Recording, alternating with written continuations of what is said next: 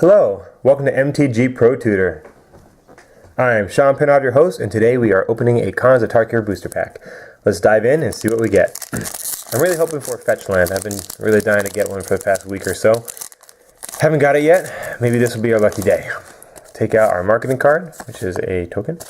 Take out our land, and our rare is Rakshasa's Death Dealer. Alright, so we had this guy not too long ago, and I believe I took it. And here's the reason why. It's a 2/2 for 2, so that's nice. Right off the bat, it's a bear, so it's playable. It is a little harder to cast on turn 2 because it is a dual mana symbol. So it's less likely that you'll get it on turn 2 every time. But when you are able to play it, then you immediately on the next turn can start using its abilities. You can regenerate it, so you can start attacking and blocking and keeping it alive with your regenerate, and then you can pump it up. And there is no limit to the number of times that you can pump it up. So with 4 mana, you can turn it into a 4/4 and regenerate it, or you can turn it into a 6/6. You gotta just make sure that you have the mana in the right colors. So I do like this card. I would like this card. I like this card better if I am pretty much black-green base. You know, I don't really want to splash this guy. But let's see what the uncommons are, and maybe we won't take this one this time. So we have Wetland Sandbar, a 2/1 for 2. We have Valley Dasher, a 2/2 for 2 with haste, and attacks each turn if able. So it puts some early pressure on your opponent, but eventually will get outclassed and beat because he has to attack each turn. Awaken the Bear, target creature gets +3/+3 and gains trample until end of turn. Molten Snakeskin I don't like. It's an aura. You put on your creature, and then you can get 2 for 1. Yes, you can regenerate the creature, but for 3 mana, like, who wants to leave 3 mana up just to regenerate a creature? No, thank you. Jeskai Student, a 1/3 for 2 mana with Prowess.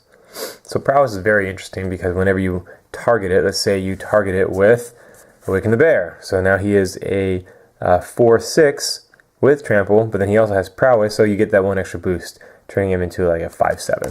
So that's why Prowess is so good, because when you target the creature itself, they get that extra +1/+1 boost. Abomination of Gudul, a 3/4 flying for 6 mana, which is not bad considering its ability is whenever it deals damage to a player, you may draw a card if you do discard a card, therefore giving you card selection. Singing Bellstrike is pseudo removal. You play this early on turn 2.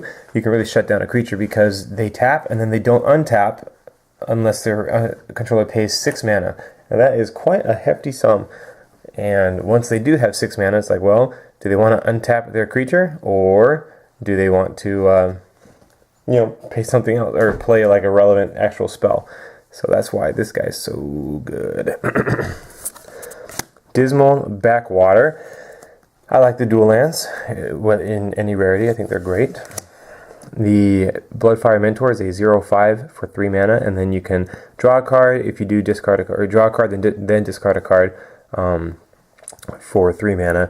This is not a defender, which is nice because you can play it and attack with it, triggering raid, and you're less likely to lose this creature. Lens of Clarity, not really worth it, I think. I like how basically what they're showing here is a morph creature coming in, and the lens shows you what that morph creature is. So that's really cool. You may look at the top card of your library and at the face-down creatures, you don't control any time. All right, here we go. Our first uncommon is Dazzling Ramparts. Is a 0/7 for 5 mana. It is a defender, and then you can pay 2 mana to tap a creature. So I guess the idea is you have it up while during their attack phase, and then when they attack, you can either tap their biggest attacker and not have to worry about it, or you can block, and then at the end of their turn, you can tap another creature and untap this guy. So that's kind of how that one works. Ooh, Seek the Horizon, had this a couple days ago. Search your library for up to 3 basic lands, reveal them, and put them into your hand. I don't know. This card is not that good unless you are running like a 5-color deck, and then you might want one in your limited deck. And then we have the Horde Ambusher, which is a 2/2 for 2.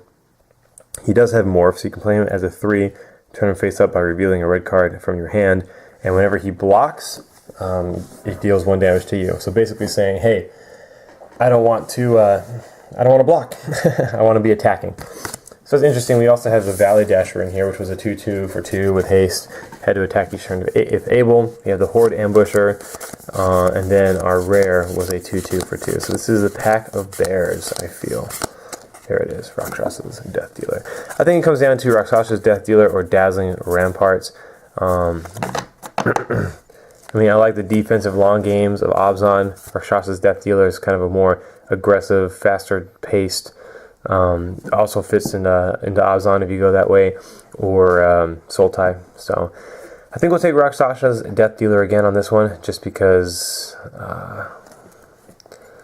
Well, I don't know. I don't know. My gut's telling me to go with a monocolor. I don't know they've been drafting for real this time, but I have a gut feeling to kind of go with a monocolor. If so, I would probably take Dazzling Ramparts.